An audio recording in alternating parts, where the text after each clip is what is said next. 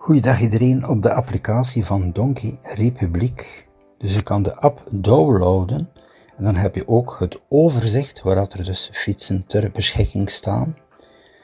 Dus nu nieuw in Hulst, had ik zo pas gefilmd.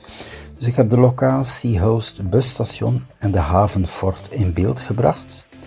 Maar ik heb even gebeld naar de klantendienst. En er is dus ook een dropzone in Perkpolder. Interessant. Bon, en aansluitend ook voor de mensen die komen hier in Hulst. Even een namiddag uit met de dergelijke fiets. Naar de zone van Perkpolder, Walzoorden. Dus is toch wel bijzonder mooi en ook wel de stad. Dus wel belangrijk, dus je moet klikken op het icoontje hier.